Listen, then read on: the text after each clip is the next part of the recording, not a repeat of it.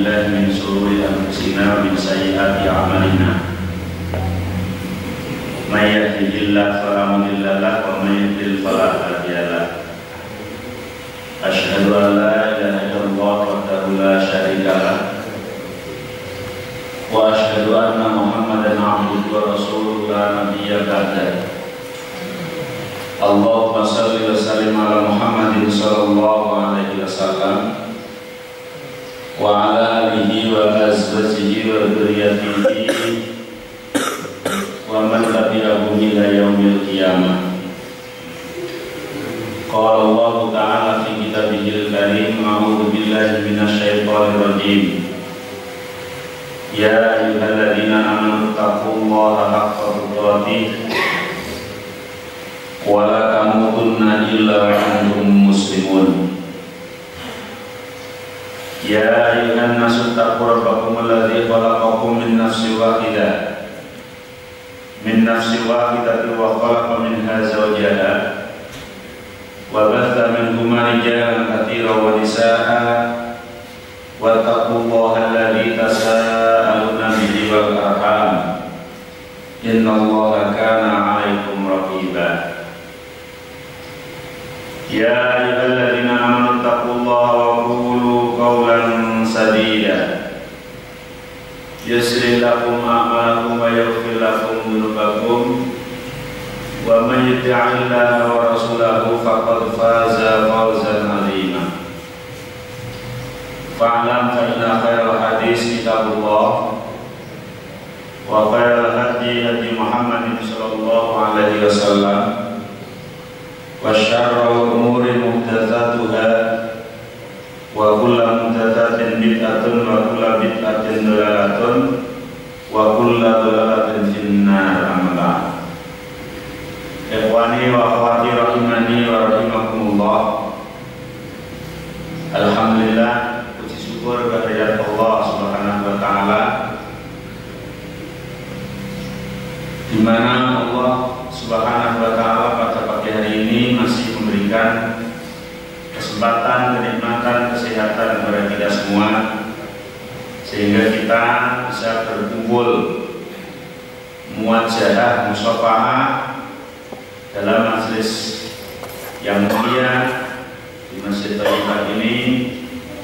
Semoga jerih payah kita senantiasa oleh Allah dihitung sebagai ibadah yang diterima di sisinya, sehingga besok kita bisa menerima pahala dari apa yang telah kita kerjakan ini. Salawat dan salam semoga tercurahkan kepada Nabi kita Muhammad SAW beserta para sahabatnya, para keluarganya, dan pengikut setianya hingga yaumil qiyamah. Hadirin wal hadirat rahimani wa rahimakumullah. Kemarin sampai surat Al-Fatihah ayat pertama, yaitu Alhamdulillahirabbil alamin, atau ayat kedua yang menghitung dari Bismillahirrahmanirrahim. Sekarang sampai ayat ketiga, Ar-Rahman Ar-Rahim, Ar-Rahmanir-Rahim, yang maha pemurah di dunia dan di akhirat, Ar-Rahimi, dan yang maha pemurah dan pengasih di akhirat saja. Jadi kalau Ar-Rahman dunia dan akhirat, kalau Ar-Rahim akhirat saja. Wa kana bil mu'minina rahima, karena rahim itu hanya diberikan kepada orang mukmin. Jadi pemberiannya adalah di akhirat. Ar-Rahman Ar-Rahim akhirnya telah disebutkan, dibahas dalam menafsirkan Bismillahirrahmanirrahim secara panjang kemarin. Inna wassafa nafsahu birrahman birrahim ba'da qawlihi rabbil alamin liyakuna min ba'di qarni tarhib ba'da tarhib. Walaupun di Bismillah telah menyebutkan sifat Allah Ar-Rahman Ar-Rahim, Bismillahirrahmanirrahim, akan tetapi setelah Allah menyebut dirinya sebagai Rabbil Alamin yang menguasai alam semesta, Tuhan sekalian alam. Kemudian Allah menyebut Ar-Rahman Ar-Rahim. Maksudnya adalah liyakuna min babi qarnit targhib ba'da tarhib, supaya seimbang antara kabar duka dan kabar suka. Targhib kabar suka, at-tarhib kabar duka. Jadi Allah selalu seimbang dalam memberikan kabar kepada hambanya. Sebagaimana dalam ayat lain, setelah Allah menyebutkan tentang suka, maka sudah diiringi dengan kabar duka. Nabi ibadi anni anal ghafurur rahim, diikuti dengan inna rabbaka sari'ul iqabi wa innahu laghafurur rahim. Ceritakanlah hai Muhammad kepada hambaku, sesungguhnya aku adalah Zat yang memberikan ampunan, Ar-Rahim, dan juga Zat yang memberikan belas kasihan. Wa anna 'adzabi wal 'adzabul alim, sesungguhnya siksaku adalah siksa yang sangat. Jadi setelah Allah mengatakan Anal Ghafurur Rahim disambung dengan wa anna 'adzabi huwal iqabul alim, huwal 'adzabul alim. Aku adalah Zat yang memberikan ampunan, aku adalah Zat yang memberikan kasih sayang. Diikuti dengan ayat wa anna 'adzabi huwal 'adzabul alim. Sesungguhnya siksaku adalah siksa yang sangat pedih. Kadang dalam satu ayat dua, inna rabbaka sari'ul iqab wa innahu laghafurur rahim. Sesungguhnya Tuhanmu adalah Zat yang paling cepat menyiksanya. Sari'ul iqab, sari cepat.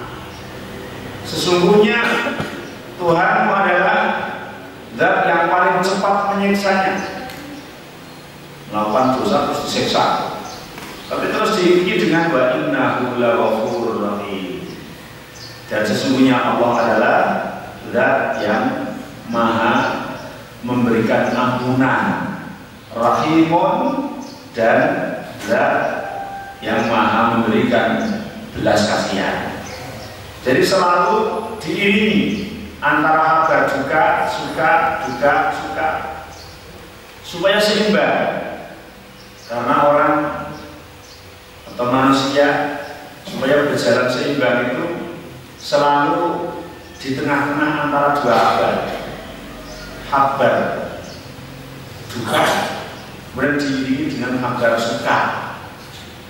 Karena kalau hanya kabar duka terus yang diberikan, maka manusia itu sifatnya mudah putus asa, sehingga tidak normal, tidak berjalan dengan baik. Begitu juga kalau hanya kabar suka saja, maka orang itu akan menyepelekan. Coba kalau sekarang diberikan kabar duka terus, bahwa orang yang melakukan dosa ini siksanya sebanyak ini, orang yang telah jatuh ke dalam kesyirikan maka tidak akan diampuni dosanya oleh Allah.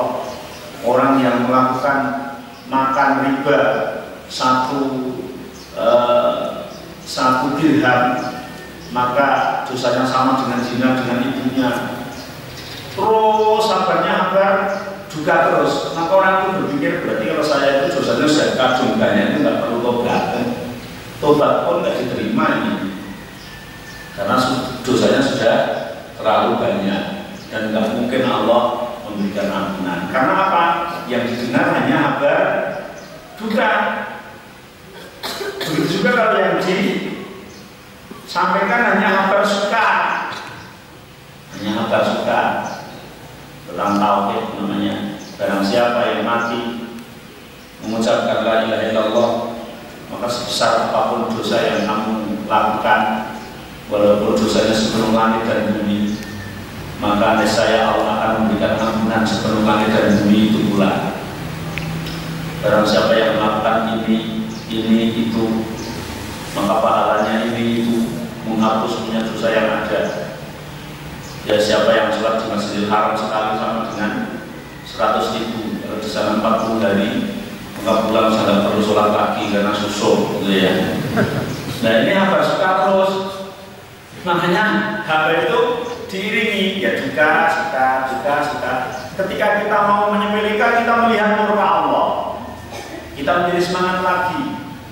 Ketika kita mau putus asa melihat murka Allah yang begitu besar, kita melihat habar suka, sehingga kita menjadi merasa ringan dalam melakukan ibadah itu. Maka ulama Imam Ghazali menyebutkan habar suka itu disebut dengan roja, dan habar duka itu disebut dengan khauf. Maka orang itu harus ada di tengah-tengah antara roja dan khauf, supaya tidak putus asa. Digambarkan seperti kambing. Jadi manusia-manusia itu seperti kambing, bukan domba-domba yang tersesat. Seperti kambing, gambarannya gimana? Kambing mau disembelih untuk korban, supaya dituntun itu berjalan dengan sendirinya. Itu di depannya itu ada rumput yang dipamerkan supaya dia jalan itu ingin ada rumput di situ. Kemudian di belakangnya ada pecut. Kalau dia berhenti, takut dipecut oleh majikannya.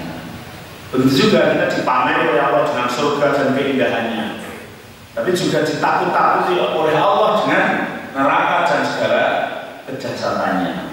Jadi Al-Quran selalu membicarakan surga terus neraka, supaya seimbang kita. Nah, di sini setelah Allah mengatakan Rabbil Alamin, Allah yang menguasai, Allah yang memiliki, Allah yang memimpin kepada alam semua, alam semesta, seolah-olah Allah adalah sewenang-wenang dengan kekuasaannya, sehingga seolah-olah kita tidak bisa berbuat apa-apa, akan tetapi diiringi dengan sifat kabar sukanya, yaitu Ar-Rahman Ar-Rahim. Allah adalah yang maha kasih sayang di dunia dan akhirat, dan Allah pun adalah yang punya sifat kasih sayang di akhirat.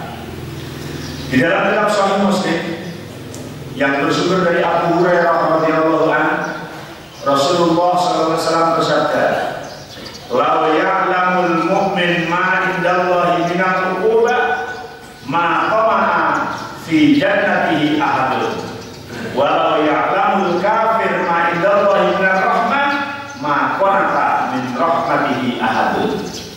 Sama yang saya sampaikan tadi, Rasulullah dalam hadis riwayat Muslim yang bersumber dari Abu Hurairah bersabda, "Law ya'lamul mu'min," andai kata seorang mukmin itu tahu ma indallah, apa-apa yang ada di sisi Allah, minal uqubah, dari siksa-siksa, ma qama fi jannatihi ahadun, maka seakan-akan tidak ada satupun yang bisa berharap untuk masuk pada surganya.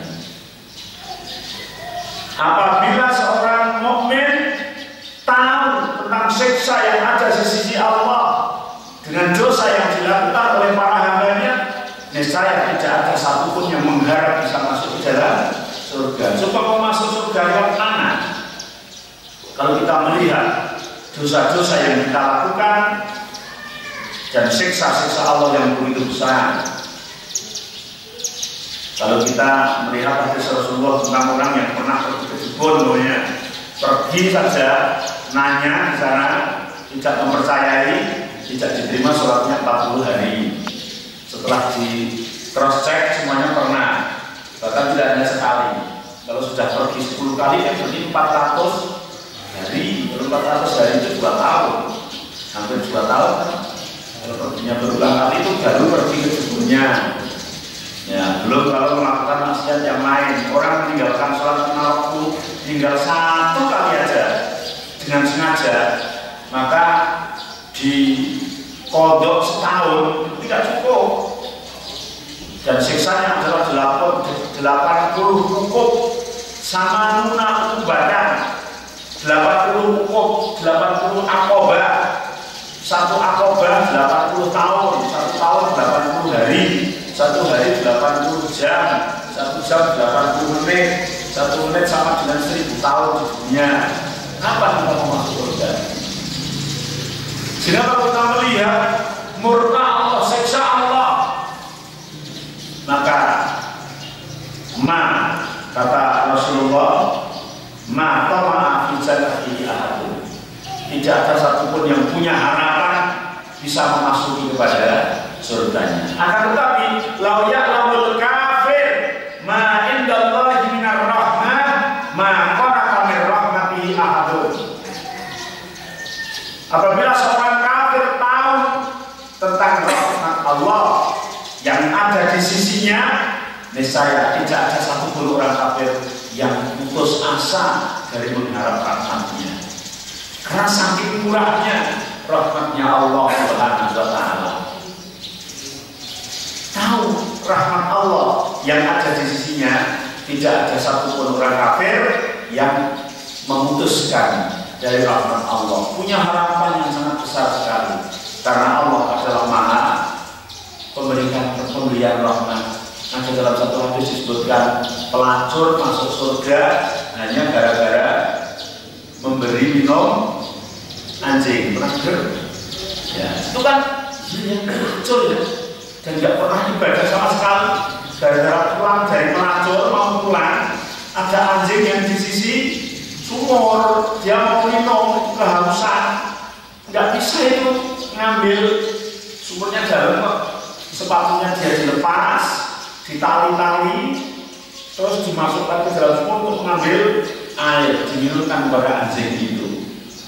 Maka Allah memasukkan surganya hanya gara-gara meminumi anjing tersebut. Kalau kita melihat rahmat Allah yang ada di situ, maka tidak ada satupun orang kafir yang memutuskan dari rahmat Allah. Pasti semuanya diampuni oleh Allah Subhanahu wa Ta'ala. Dan dua-duanya ini harus seimbang. Antara melihat rahmat Allah dan melihat siksa Allah, ini harus seimbang. Tidak boleh berat sebelah. Kalau berat sebelah, maka akan terjadi chaos, ya. Artinya kalau yang dilihat hanya ubahnya saja, maka akan terjadi keputusasaan. Kalau yang dilihat hanya rahmatnya saja tanpa melihat ubahnya, yang terjadi hanya akan menyepelekan. Menyepelekan itu gimana? Itu pelaku minumnya anjing itu masuk surga. Apalagi saya yang setiap minggu pagi mesti surga saya. Kan jadi repot, ini ngaji kau. Ya minggu pagi yang seminggu gak ibadah, ya. Karena dia dilihat lebih baik daripada pelacur yang meminumi anjing tadi kan begitu. Begitu juga kalau yang dilihatnya ubahnya Allah, maka kita akan putus asa karena melihat dosa yang begitu banyak yang tidak mungkin Allah mengampuni seolah-olah seperti itu. Tapi kalau dua-duanya seimbang, maka kita akan lancar, ya, akan lancar berjalan terus, insya Allah. Ar-Rahman, Ar-Rahim. Adapun tafsir panjangnya sudah ditafsirkan di dalam Bismillahirrahmanirrahim. Ayat selanjutnya yang nomor 4 atau nomor 3, kalau dihitung dari Bismillahirrahmanirrahim berarti nomor 4. Kalau dihitung dari Alhamdulillahirrahmanirrahim berarti nomor 3, yaitu Maliki Yaumiddin. Maliki Yaumiddin. Kalau dalam surat An-Nas, Malikin Nas, ini yang masyhur, ya, yang masyhur sampai Indonesia. Jangan berbalik ketika baca di An-Nas, Malikin Nas, ketika di Fatihah Maliki Yaumiddin berbalik. Tapi kalau kita jangan ngaji nanti bisa jadi boleh, ya. Qara'a ba'dul qurra, sebagian ahli qiraat membaca Maliki Yaumiddin wa qara'a akharun Maliki Yaumiddin. Memang sebagian ahli qiraat ada yang Maliki Yaumiddin itu manya dibaca pendek, ada yang membaca manya dibaca panjang. Artinya nanti ketika kita makmum ada imam membaca Fatihah, Malikinya manya dibaca pendek, nggak usah serta-merta disalahkan. Siapa tahu imam itu mengikut ahli qiraat yang lain, ya, setelah imami Ar-Rahmanir Rahim Maliki Yaumiddin, dan setelah salam langsung ditegur atau ketika itu langsung subhanallah subhanallah, repot imamnya. Dan yang kesalahan Maliki Yaumiddin subhanallah, ada sadar subhanallah terus bersih. Ya, padahal beliau si imam membaca Maliki Yaumiddin mengikut pada qiraat yang lain. Karena wakilahuma sahihun mutawatirun fisabati, dua-duanya adalah sahih, dua-duanya adalah mutawatir, dua-duanya diakui oleh qari'ah sab'ah. Boleh panjangnya, boleh pendek, boleh, ya. Maliki Yaumiddin boleh, Maliki Yaumiddin boleh. Wa yuqalu Maliki bi kasril lam wa bi iskaniha. Bahkan yang membaca pendek itu lamnya ada yang membaca kasroh, tapi ada yang membaca sukun. Maliki Yaumiddin ada, Maliki Yaumiddin ada, yang lamnya di sukun, bukan Maliki tapi Maliki. Kadang kelihatan aneh, Maliki Yaumiddin kok jauh ya? Sebenarnya enggak, karena suku katanya sama. Malaka yang laku, malaka wa mulkan itu masih memiliki, artinya menguasai. Jadi bisa malkun, mulkun, malikun, wa yuqalu malikun aidan. Bahkan ada yang membaca setelah lam itu ada yang panjang, Maliki Yaumiddin. Jadi mana pendek, malah yang panjang lamnya, Maliki Yaumiddin. Tapi kalau kita belum dengar, saya kira imam baca seperti itu kan silakan kalahkan ya. Wah, ini apa sih imam ini? Belum belajar Fatihah sepanjang jadi imam. Padahal dia tahu ilmunya ya, tahu ilmunya. Makanya jadi orang itu jangan kagetan, jangan kagetan. Artinya orang yang paling baik itu ketika melihat yang aneh, cari dulu gitu ya.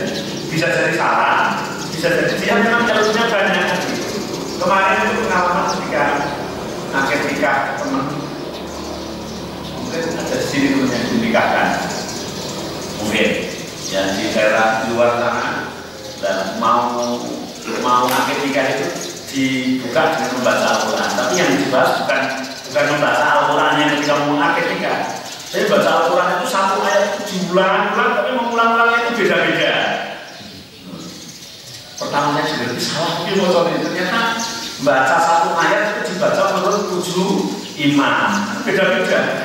Ini pengalaman sekali nih. Kalau teman-teman yang baca Al-Quran salah gini, itu nggak salah, itu mengikut 7 imam. Karena sudah belajar Al-Quran sab'ah. Jadi kita jangan kagetan. Tapi kalau ada sesuatu yang aneh, artinya kita pelajari itu memang salah atau memang dia itu banyak ilmunya. Karena kalau langsung tegur, langsung menvonis, nanti bisa kacau gitu ya. Itu. Jadi ada yang membaca Maliki Yaumiddin.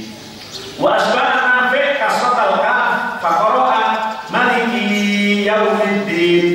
Maliki Yaumiddin. Ada yang panjangnya itu setelah kaf, bukan setelah lam. Itu yang dibaca dari sahabat Nafi. Maliki Yaumiddin, jadi panjangnya di kaf. Itu panjangnya di kaf. Wa raja'aha kullan minal qira'atain murajjihun min haitsul ma'na wa kiltahuma sahihatun hasanatun. Sebagian qira'ah merojehkan yang satunya, sebagian merojehkan yang lain, tapi keduanya teriwayatkan dengan riwayat yang sahih. Warja Az-Zamakhsyari maliki atau mulki anak tilawatu ahlil haramain. Menurut Imam Zamakhsyari bahkan membacanya dibaca doma memnya mulki yaumiddin, karena itu yang dibaca oleh ahlul haramain, karena ada di dalam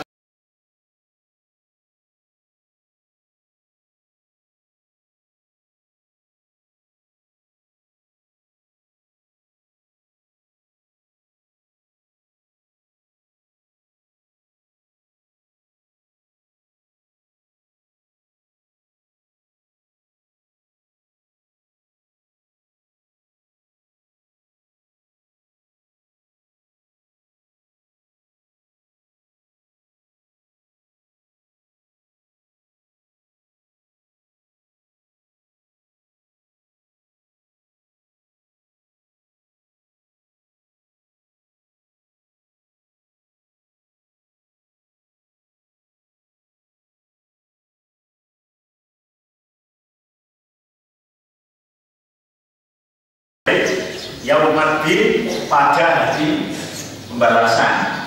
Jadi malakan diberlakukan sebagai fi'il. Wahada syadun gharibun jiddan. Akan tetapi pendapat Abu Hanifah ini dibantah oleh beberapa ulama, dikatakan sebagai gharib, karena lafal maliki yaumiddin ini menjadi sifat sebelumnya kok diberlakukan sebagai fi'il, fa'il, dan kemudian maf'ul. Itu yang dipilih oleh Abu Hanifah. Akan tetapi yang lain mengatakan itu adalah gharibun jiddan. Wa qad rawa Abu Bakar ibni Abi Dawud fi dzalika syai'an ghariban haitsu qala hadatsana Abdurrahman Al-Azdi hadatsana Abdul Wahhab ibni Adi ibni Fudail an Abil Matraf an Ibnu Syihab anahu balaghahu anna Rasulullah sallallahu alaihi wasallam Abu Bakar wa Umar wa Utsman wa Muawiyah wa ibnuhu Yazid bin Muawiyah kan yaqra'una maliki yaumiddin. Imam Abu Bakar bin Abi Dawud dan juga Abdurrahman Al-Azdi meriwayatkan yang sumbernya dari para sahabat bahwa Abu Bakar, Umar, Utsman, Muawiyah, Yazid semuanya membaca Fatihah di dalam ayat yang ini, membaca maliki yaumiddin. Maka pendapat jumhur ulama ahlul qurra yang terdekat kepada apa yang dibaca oleh Rasulullah, karena yang dibaca oleh para sahabat adalah sebagaimana yang tersebar di kalangan kita, yaitu dengan membaca maliki yaumiddin. Hanya kita tahu tentang bacaan-bacaan yang lain, tapi yang masyhur dan mendekat kepada kebenaran insya Allah dengan membaca panjang sebagaimana yang dibaca oleh Khulafaur Rasyidin, Abu Bakar, Umar, Utsman, dan yang lain. Jadi yang kita baca insya Allah sudah sesuai dengan apa yang dibaca oleh para sahabat. Maliki yaumiddin, ya, dan yang menguasai pada hari pembalasan. Qala Ibnu Syihab wa awal man ahdasa maliki Marwan. Qultu Marwan indahu ilmun bi sihhati ma qara'ahu lam yutali alaihi Ibnu Syihab wallahu a'lam. Imam Ibnu Syihab mengatakan, kata Imam Ibnu Syihab, orang yang awalnya mengucapkan maliki dengan pendek itu katanya adalah Marwan, ya. Marwan karena dia mempunyai ilmu, ya, periwayatan sampai sana. Wa qatrawa min turuqin muta'addidatin awradaha Ibnu Mardawi anna Rasulullah sallallahu alaihi wasallam kana yaqra'uha maliki yaumiddin. Kalau yang teriwayatkan dari jalan yang berbeda-beda, yang terparitkan dari Rasulullah SAW yang bersumber dari sahabat Ibnu Mardawi, bahwa Rasulullah SAW tetap membaca Fatihah itu dalam ayat yang keempat ini dengan bacaan Maliki Yaumiddin. Maliki Yaumiddin, ma-nya dibaca panjang. Wa Malik ma'khudun minal mulk. Memang kata Malik adalah diambil dari mulk. Ma'khudun minal mulki, diambil dari mulk. Sebagaimana firman Allah, inna nahnu narithul arda wa man 'alaiha wa ilaina yurja'un. Inna nahnu narithul arda wa man 'alaiha wa ilaina yurja'un. Sesungguhnya kami narisul arda, sungguh kami mewariskan bumi, wa man 'alaiha, dan apa-apa yang ada di dalamnya, wa ilaina yurja'un, dan kepada kami mereka semuanya dikembalikan. Wa qul a'udzu birabbin nas malikin nas. Katakanlah, aku berlindung kepada manusia malikin nas, yang menjadi rajanya manusia.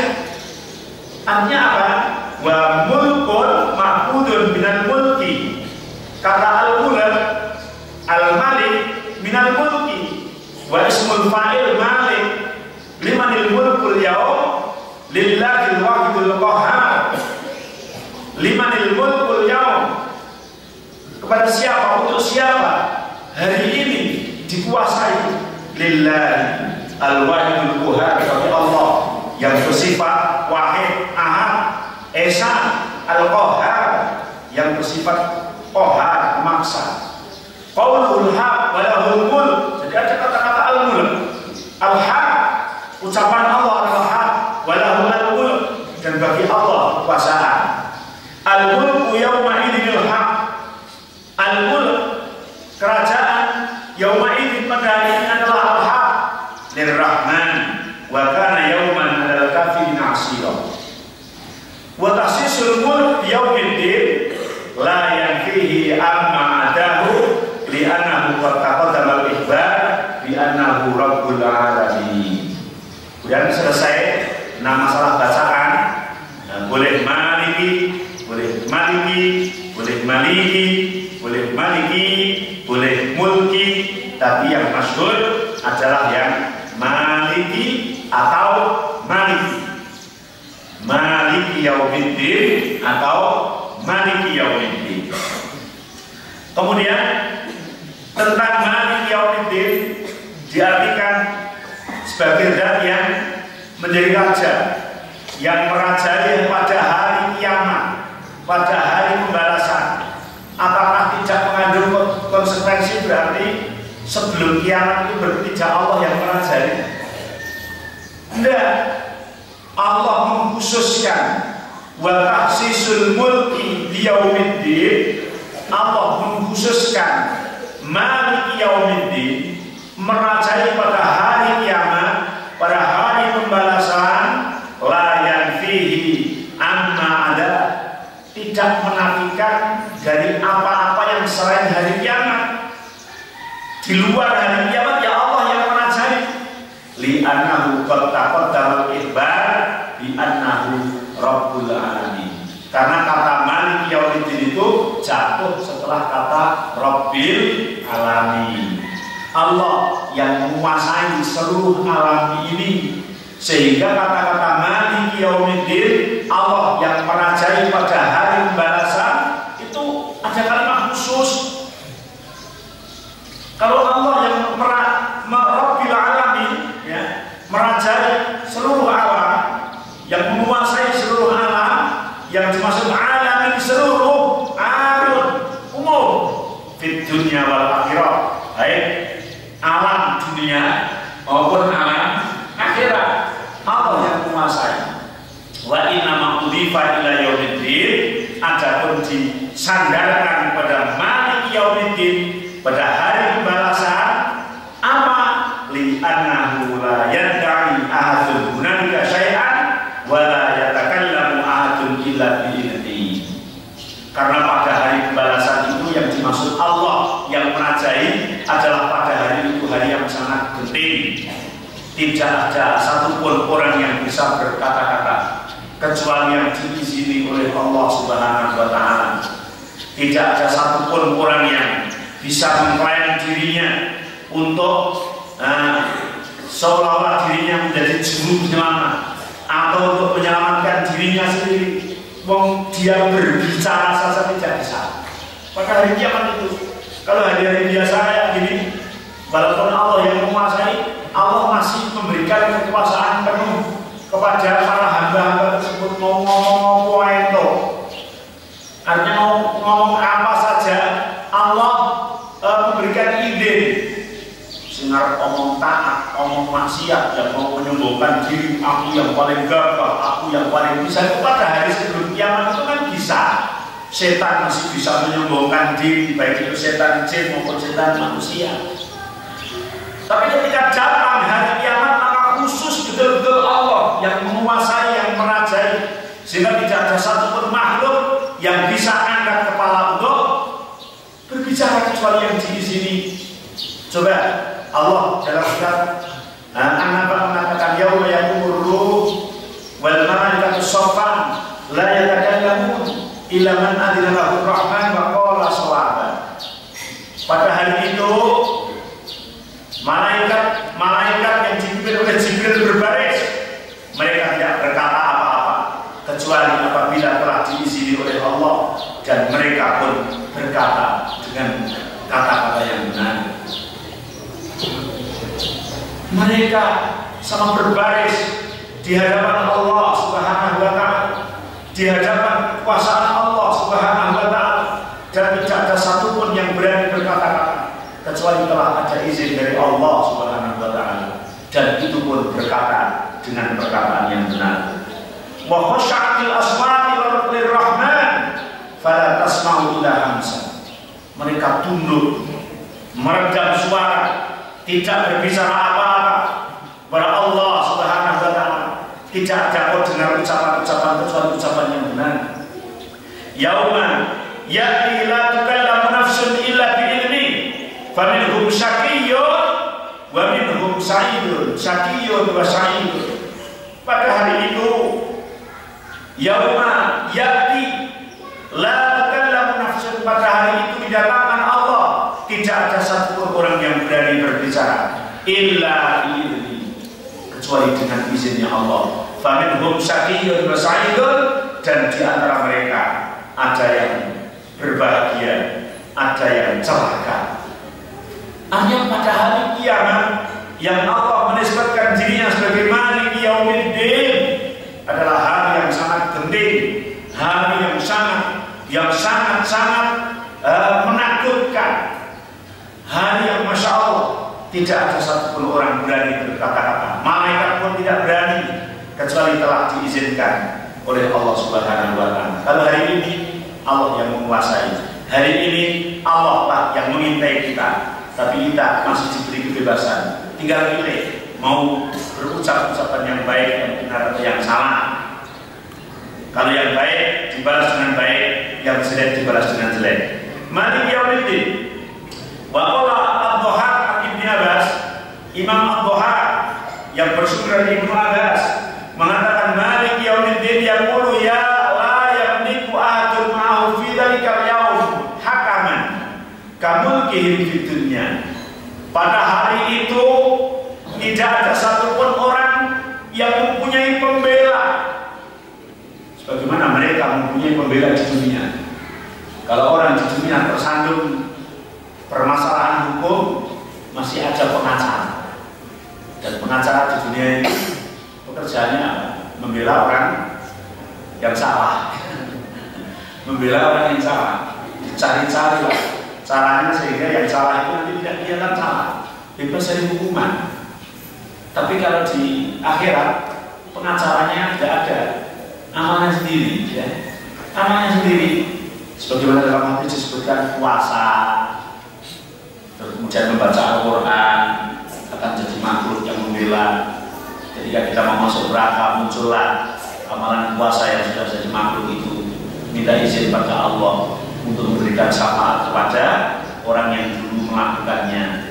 Amalnya sendiri, tidak ada pengacara dari luar. Tapi orang yang bisa menghukum di dunia itu masih mungkin untuk tidak dipenjara walaupun salah. Bahkan mungkin juga yang tidak salah masuk penjara. Tapi kalau di akhirat sangat adil sekali, tidak ada satupun yang tidak tersalurkan. Kalau itu memang benar, tetap benar. Qala wa yaumuddin yaumal hisab lil khalaiq wa huwa yaumul qiyamah wa huwa yaumul qiyamah yadiluhum bi amalihi. Malik yaumiddin atau yaumiddin yang disebut adalah yaumuddin. Kalau kita paham bahwa ad-din itu kan agama. Yaumuddin itu kan hari agama. Iya, hari agama. Agama itu adalah untuk memberikan aturan kepada seseorang ketika hidup di dunia dan untuk memberi balasan kepada orang yang telah ke akhirat. Maka yaumuddin adalah hari ketika orang itu dibalas. Karena setelah hari kiamat yaumul hisab lil khalaiq, hari dihisab makhluk-makhluk, yaitu hari kiamat yang mereka mempertanggungjawabkan amalan-amalan mereka. In khairan fa khairun wa in syarran fa syarrun illa man afahullah illa man afahu. Orang mempertanggungjawabkan amalnya masing-masing untuk dihadapkan kepada Allah Subhanahu wa taala. In khairan, in kana amaluhu khairan fajazaohu khairun. Disingkat in khairan fa khairun.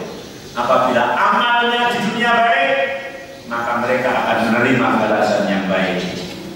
Amalan-amalan yang kita lakukan sesuai dengan Al-Quran, sesuai dengan Sunnah Rasulullah SAW, sesuai dengan apa yang dipahami oleh para sahabat, maka fa'wairun, balasannya pun adalah kebaikan. Fa'in syarra fasyarrun. Apabila amalan yang kita lakukan jelek, amalan yang kita lakukan adalah amalan-amalan yang tidak sesuai dengan turunan agama, justru sering melakukan suatu hal yang dilarang oleh agama, fasyarrun, maka balasannya pun adalah kejelekan. Sangat adil sekali. Illa man afahullahu anhu, kecuali orang yang diberi ampunan oleh Allah Subhanahu wa taala, kecuali orang yang mendapat maaf dari Allah Subhanahu wa taala, karena Allah Maha Pemberi ampunan. Wa dzalika qala ghairuhu minas sahabah wa tabi'in wassalaf. Yang lain dari kalangan sahabat, kalangan tabi'in dan ulama sahabat, huwa dhahirun, itu adalah dhahir. Wa haka Ibnu Jarir an ba'dihim annahu dhahaba ila anna tafsir Malik yaumiddin annahu al-qadir ala iqamatihi thumma syara'a yudha'ifahu wa dhahir annahu la munafaqa bainal qaul. Yang diriwayatkan dari sebagian sahabat dan ulama salaf adalah mengatakan bahwa Ibnu Jarir mengatakan Allah pada hari kiamat adalah al-qadir ala iqamatihi, Allah yang mampu untuk menegakkan keadilan itu, Allah sendiri. Summa syara'a bidhafihi, dan Allah yang melipat gandakan tentang kebaikan maupun kejelekan itu. Tapi yang dimaksud Malik yaumiddin adalah Allah lah yang maha untuk menegakkan keadilan yang ada pada hari kiamat tersebut. Hadzal qaul bagi maqablahu yang tarifu bisihatil qail al-akhar wa la yunkiruhu walakin asya adalu alal ma'na al-awal min hadza. Akan tetapi makna yang terkandung adalah Malik yaumiddin ay al-mulku yaumiddinil haq, Allah yang memberikan, Allah yang menguasai, Allah yang merajai, dan Allah lah yang berkuasa pada hari itu. Sehingga tidak ada satupun seseorang yang berani angkat bicara. Malaikat pun tidak berani, apalagi selain malaikat. Karena ad-din tadi saya terangkan, ad-din ay al-jaza wal hisab. Kalau din di dunia untuk memberikan aturan, agama adalah sebuah undang-undang, undang-undang Allah, aturan Allah yang untuk dipatuhi. Ketika sudah sampai hari kiamat, ad-din berarti adalah al-jaza wal hisab, balasan dan perhitungan. yauma idzin yuwaffihimullahu dinahum al-haq. Pada hari ini, artinya hari kiamat, adalah Allah memberikan kepada balasan-balasan mereka tentang kebenaran. Ya, atina al-madinun ay yuhziuna muhasibun. Artinya bahwa adil itu adalah merupakan suatu balasan daripada apa yang mereka lakukan di dunia ini, dan adil adalah merupakan hisab, penghitungan apa yang dilakukan oleh seseorang ketika hidup. Di dalam hadis Al-Qais dikatakan mandar nafsahu wa amana lama ba'dal maut ay hisabu nafsahu. Dan di daerah memang bisa diartikan macam-macam, tapi adil yang dimaksud dalam ayat ini adalah orang yang telah menyimpan amal yang baik kemudian dibawa kepada kematian, maka hitungannya adalah di sisi Allah Subhanahu wa Ta'ala. Sehingga Umar berpesan dengan pesan yang sangat terkenal sekali pada kita, hasibu anfusakum qabla an tuhasabu wazinu anfusakum qabla an tuwazinu. Hisablah diri kalian sebelum dihisab oleh Allah Subhanahu wa Ta'ala, dan timbanglah amal kalian sebelum dipaksa ditimbang oleh Allah Subhanahu wa Ta'ala. Ya, kita hisab dulu supaya tidak kaget. Kita membuat statistik garis-garis pesan umat ini. Kita namanya sehari semalam itu 24 jam, maka kita membuat garis yang tingginya 24 cm. Taruhlah 1 cm adalah 1 jam. Kita kajian kayak ini dari subuh lah tadi, dari jam 4 kita berjalanan. Berarti nanti kita coret hijau jam 4 ke 5, 6, jadi 2 jam, jadi 2 cm gitu. Nah, nanti pas kita itu nggak melakukan kebaikan tapi nggak kejelekan, nganggur-nganggur gitulah, mungkin dicoret biru itu berapa jam. Ketika melakukan yang jelek-jelek maksiatan dicoret merah itu berapa senti. Coba setiap hari nanti yang paling panjang apa? Namanya hasibu qabla an tuhasabu. Hisablah dirimu sebelum dihisab paksa oleh Allah. Jadi nanti setiap sore itu kita tahu timbangan kita hari ini yang paling banyak. Nanti sebulan sekali direkap ya. Nah, direkap. Nanti ketika mau mati sudah ngerti ya, bisa ngerti di tempatnya kan gitu. Karena wa amman saqulat mawazinu fa huwa fi 'ishatir radiyah. Wa amman khaffat mawazinu fa ummuhu hawiyah. Yang timbangan baiknya banyak jelas surga, timbangan jeleknya banyak jelas neraka. Bisa kelihatan loh. Dan kalau sudah kelihatan mendekati kematian, tobat. Kita tobat, ya Allah, rapot saya kok merah-merah gini ya. Iya, karena sekolah pun juga tetap ada evaluasi, ada mid semester TS, ada semesteran, ada bulanan harian. Dan kita kan di dunia ini kan sekolah terus, karena ujian terus, makanya ada UTS mid semester, ada semesteran, ya, ada ujian akhir tahun, UAS ujian akhir tahun. Jadi bisa, terutama pada saat puasa itu semesteran tahunan gitu. Ya, mungkin nanti hijaunya lebih panjang, merahnya lebih dikit gitu. Tapi kira-kira kita yang menerapkan seperti itu kan belum ada. Betul, cuma ada berpesan hasibu qabla an tuhasabu. Hisablah dirimu sebelum kamu dihisab oleh Allah. Wazinu anfusakum qabla an tuwazinu. Timbanglah dirimu, bukan berat badan, berat amalan. Kalau berat badan itu sering ditimbang ke puskesmas, tapi amalan ditimbang, amalan kita itu berapa? Janganlah kalau kita melihat namanya qobliyah subuh, tadi yang sholat qobliyah subuh, oh kata Allah, kata Rasulullah, raka'atanil fajri khairun minad dunya wa ma fiha. Tapi terus diimbangi tadi yang lain berapa? Ditimbang. Kalau timbangannya lebih baik, bukan untuk ujung berapa? Saya baik, saya mesti surga, bukan seperti itu. Tapi untuk mengkalkulasi ini, kalau kita sekiranya kejelekannya lebih banyak kan, masya Allah harus penuh-penuh taubat kepada Allah. Wa ta'ahid kata benar lil ardil akbar alaman la tahfa alaihi a'malukum. Dan kamu harus bersedia untuk menghadapi permasalahan yang besar besok di hari kiamat, ya, karena amalmu lah yang akan menolong.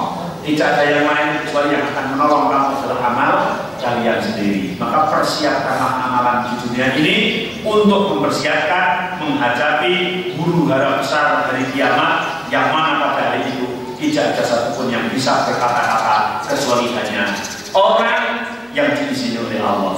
Dan yang diizini itu otomatis satu para malaikat. Ya, yang kedua Rasulullah SAW ketika dia banyak manusia untuk meminta syafaat pada nabi-nabinya tidak diterima. Dalam riwayat Sahih disebutkan seperti itu. Kemudian menemui Nabi Muhammad, dan Nabi Muhammad sujud pada Allah, minta untuk boleh nggak memberikan syafaat itu. Maka kemudian Allah mengatakan, irfa' ra'sak, angkatlah kepalamu. Isfa' syafaatilah orang-orang yang telah membawa kartu syafaat. Yang nggak dapat kartu juga nggak disyafaati ya. Tidak semua orang, walaupun saudaranya Abu Jahal nggak bawa kartu itu nggak disyafaati ya. Iya, keluarganya Abu Thalib syafaatnya tapi sedikit sekali. Syafaatnya Rasulullah yang diizini oleh Allah untuk memberikan syafaat kepada Abu Thalib itu sedikit sekali, yaitu ketika siksanya itu diringankan saja. Seharusnya siksanya dalam keringan, hanya di telapak kakinya itu dikasih pelompah atau sandal, kemudian otaknya mendidih, itu paling ringan. Ringan siksa jerak. Dan itu yang diberi izin oleh Allah untuk memberikan syafaat kepada pamannya itu. Selebihnya orang yang tidak mendapat izin oleh Allah diberikan syafaat, maka Rasulullah tidak berhak, tidak mempunyai kewenangan mutlak untuk memberikan syafaat kepada para umatnya. Maka dari itu, dari sekian kita carilah surat-surat izin itu mulai diproses dari sekarang. Surat izin pendidikan bangunan, surat izin ini, surat izin itu, surat izin mengemudi, ya kita harus diurus. Kalau kita nggak dapat ya nanti bisa terkena tilang gitu ya. Nah, surat izin untuk mendapatkan syafaatnya dicari sejak hidup ini, melakukan apa yang diperintahkan, yang disyariatkan, meninggalkan apa yang telah dilarang oleh Allah Subhanahu wa Ta'ala, dengan cara mengikuti Al-Quran dan Sunnah Rasulullah sesuai dengan yang dipahami oleh salaful ummah. Insya Allah kita akan diberi keselamatan oleh Allah baik di dunia, dan yang paling aman sangat terpenting adalah keselamatan di akhirat nanti. Karena keselamatan di akhirat adalah untuk selama-lamanya. Kalau di dunia mentoknya hanya sampai meninggal dunia. Semoga kita mendapatkan hidayah dan pertolongan dari Allah untuk mempersiapkan amalan-amalan yang baik untuk menghadapi hari huru hara besok di hari kiamat, supaya mendapatkan pertolongan dari Allah Subhanahu wa Ta'ala. Amin ya rabbal alamin. Sekian, kalau ada pertanyaan, insya Allah iya karena dua, iya karena saling di pertemuan yang selanjutnya.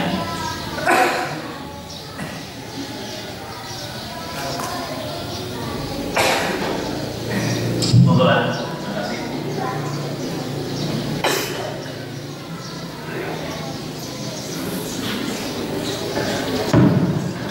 Assalamualaikum warahmatullahi wabarakatuh. Waalaikumsalam.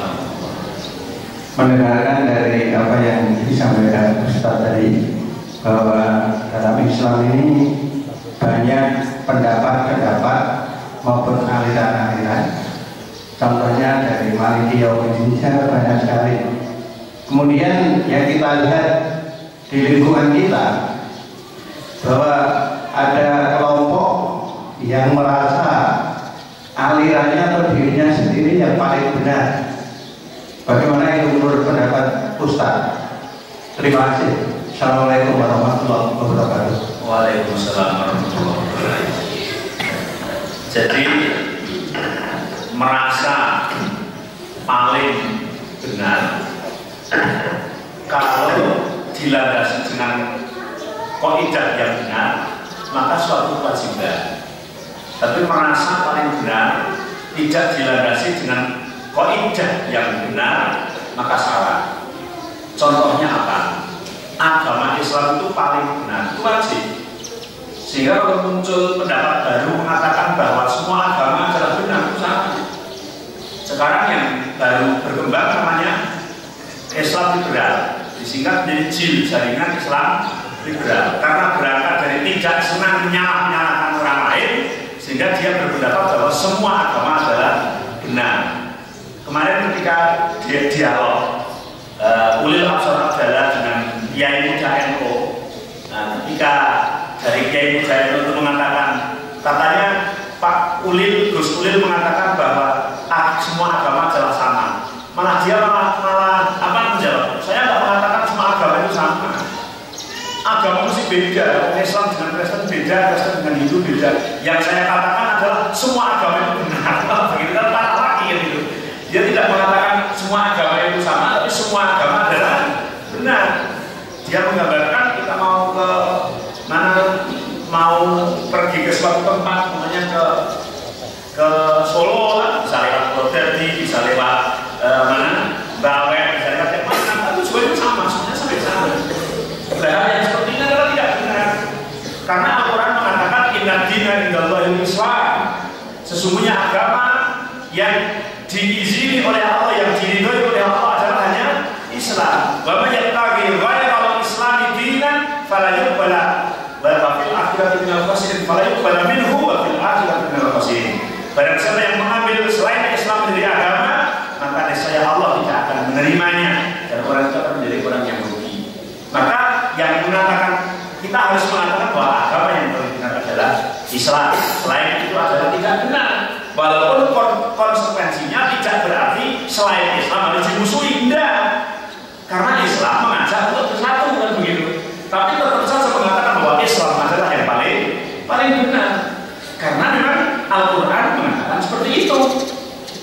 Sehingga sebetulnya boleh dikatakan semua agama itu benar pada zamannya. Nah, kalau ada belakangnya itu dikatakan pada zaman itu benar. Nah, semua agama itu benar pada zamannya. Artinya pada zaman Musa, ya, yang mereka mengatasnamakan Yahudi pada zaman Musa, itu ya benar kalau mereka mengikut Taurat yang semestinya ya surga. Pada zaman Isa, Nasrani ya benar. Ketika mengikut kitab Injil yang pada zaman Isa ya dia masuk surga. Tapi ketika setelah Allah mengutus Muhammad, itu semuanya kan disempurnakan, direvisi. Sehingga tidak benar ketika kita sekarang sudah di zaman ordernya Jokowi, kemudian orang itu menganut peraturan Pak SBY yang kemarin itu tidak benar. Kan sudah berlaku. Apalagi nganut orde baru yang sudah lalu atau orde lama kan sudah ganti, undang-undangnya sudah ganti, peraturannya sudah ganti. Jadi kan coba di pom bensin pada zaman Pak Soeharto kan bensin Rp250, terus sekarang bayar Rp250, mau nggak pom bensinnya? Karena peraturannya sudah berbeda. Maka kita harus katakan bahwa sekarang agama yang benar adalah Islam. Kemudian kalau orang mengatakan paling benar pada pemahaman, nah itu juga dibagi menjadi dua. Orang yang istihad, para mazhab Imamul Arba'ah, pada saat dia menghabiskan tenaganya untuk menimbulkan suatu hasil istihad, hasil hukum yang dia gali, maka ketika menulis, menorehkan tintanya, penanya di tulisan, mesti dia meyakini bahwa apa istihad dia adalah yang paling benar. Karena kalau dia ragu, mesti tidak ditulis. Walaupun kemudian hari, ketika ada hadis yang datang ke dia ternyata pendapat itu salah, dia ralah. Maka sehingga di dalam Imam Syafi'i banyak yang disebut dengan qaul qadim dan qaul jadid. Qaul qadim adalah fatwa lama, kemudian qaul jadid adalah fatwa baru. Sehingga dalam kitab Imam Syafi'i itu banyak yang fatwa lama diralah, kemudian muncul fatwa-fatwa baru. Tapi yang ketika menulis di fatwa lama itu dia meyakini bahwa itu adalah yang paling benar. Begitu juga kita sebagai awam, ketika kita ibadah, maka yakinilah kamu ibadah ini adalah menggunakan cara yang paling benar. Nggak boleh saya ibadah dengan cara benar tak salah ya Allah, penting saya nggak benar. Harus yakin bahwa apa yang dilakukan itu cara yang paling benar, yang paling kita ketahui pada saat itu. Hanya saja kalau nanti ternyata ada aturan lain yang aku belum pernah mendengar ternyata benar dari engkau, aku siap untuk merubah. Tapi yang saya lakukan ini adalah yang paling benar. Hanya yang salah itu ketika kita melakukan suatu kebenaran ini, kemudian ada orang lain melakukan yang lain, langsung divonis bahwa dia itu salah, dia ahli neraka, dia tidak masuk surga, itu yang tidak diperbolehkan. Tapi apa yang kita lakukan kalau kita sudah berlandaskan ilmu, apa yang kita lakukan adalah diyakini bahwa yang dilakukan itu adalah yang paling benar. Sambil kita tetap menggali ilmu-ilmu, sudah benar-benar lah apa yang kita lakukan itu. Kalau belum ya kita terus mencari dan mencari. Karena di dalam kehidupan ini senantiasa belajar dan mengajar sampai akhir hayat. Jadi yang tidak boleh mengaku benar kemudian menyalahkan tanpa ada dasar hukum, membabi buta, itu yang tidak diperbolehkan. Tapi kalau membenarkan yang benar, menyalahkan yang salah sesuai prosedur wajib. Karena sekarang itu ada orang yang aneh-aneh. Ketika orang tidak pakai jilbab, terus kemudian ditegur bahwa pakai jilbab, kamu jangan nyalahin saya toh. Yang penting saya kan jilbab di hati. Kok kayak kamu yang benar-benar sendiri kan salah gitu. Karena orang yang tidak pakai jilbab itu tetap salah dan harus disalahkan. Hanya dengan cara menyalahkannya itu yang berbeda-beda, dengan anaknya sendiri, dengan istrinya sendiri, dengan orang lain. Melihat di bundaran ketika orang olahraga kan tidak sama dengan anaknya sendiri, kemudian dimarahi kayak anaknya sendiri, semua ya salah. Sebenarnya salahnya ya orang itu salah, tapi kita menyalahkannya kadang-kadang salah begitu. Sehingga kalau kalian mau amar ma'ruf nahi munkar dengan cara yang makruh, supaya tidak menjadikan munkar itu semakin munkar, tapi munkar itu berubah, paling tidak terkurangi, syukur-syukur berubah menjadi makruh. Begitu Pak, kalau Bapak.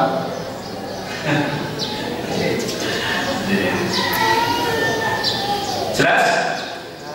Ya, kalau sudah ada pertanyaan, jam 6:04. Semoga bermanfaat. Kurang lebihnya minta maaf itu yang bisa saya sampaikan. Semoga Allah selalu menuntun kita apabila benar semata-mata dari Allah Subhanahu wa Ta'ala. Kalau ada salahnya karena kekurangan ilmu saya, semoga Allah memberikan ampunan. Akhirul kalam, subhanallahumma bihamdika, asyhadu an la ilaha illa anta, astaghfiruka wa atubu ilaik. Assalamualaikum warahmatullahi wabarakatuh.